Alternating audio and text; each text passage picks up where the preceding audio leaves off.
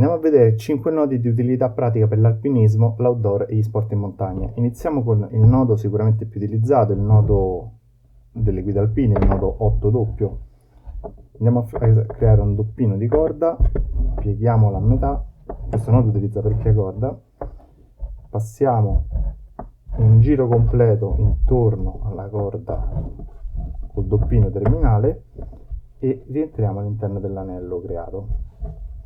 Questo è il vostro nodo 8 doppio delle guide, andiamolo a portare in contrasto ed eccolo pronto per essere collegato ad esempio ad un moschettone.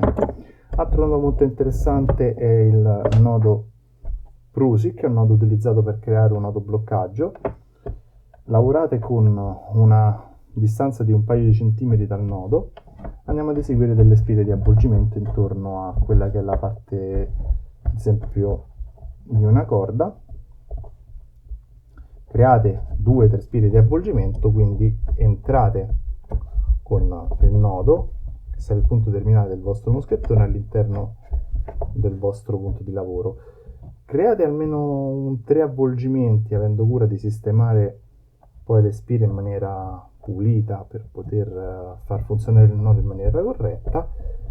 Aggiustatelo per dargli un'estetica migliore, l'estetica sarà funzionale con poi la buona tenuta del nodo. Come vedete 3 spire per parte, portatelo a tenuta, agganciate il vostro moschettone e questo nodo quando andrà a lavorare porterà in autobloccaggio la corda e vi permetterà di creare una trazione. Qui andremo a posizionare il nostro moschettone. Ovviamente il moschettone non deve lavorare sul nodo per evitare problemi. Questo è un nodo facile da far camminare su una corda ed è molto interessante. Altro nodo molto interessante, ad esempio il nodo Machard, sempre un nodo autobloccante di realizzazione simile e di concezione simile di concezione simile di funzionamento.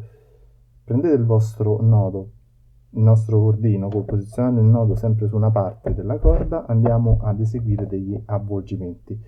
Questa magari è la parte terminale della corda, la parte bassa, su cui andremo a lavorare.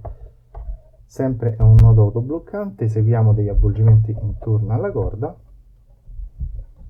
Quanti ne possiamo fare con il cordino, più avvolgimenti facciamo, maggiore sarà la forza di arresto e l'attrito che genererà. A questo punto abbiamo creato i nostri 2 punti, possiamo collegare il nostro, ad esempio, moschettone.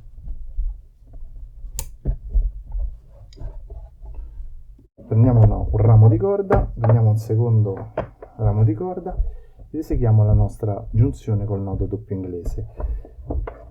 Eseguiamo l'avvolgimento di una corda sull'altra, in questo modo creando un avvolgimento e poi entrando.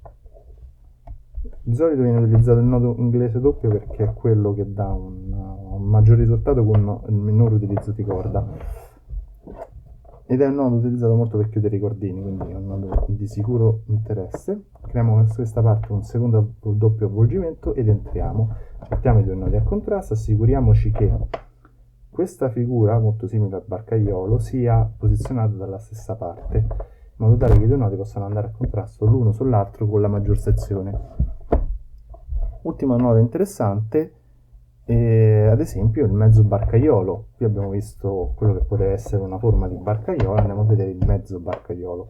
Il mezzo barcaiolo è molto interessante perché è un nodo che può essere utilizzato come freno durante le nostre manovre in montagna senza utilizzare altri dispositivi. Come facciamo a realizzarlo? Entriamo all'interno del nostro moschettone, giriamo intorno al nostro dormiente, a questo punto sarà sufficiente entrare nel senso opposto. In questo modo abbiamo creato un sistema che può frenare la corda durante il nostro lavoro. Questi sono 5 nodi di utilità pratica per la montagna e l'alpinismo. Mettete mi piace e iscrivetevi al mio canale, grazie.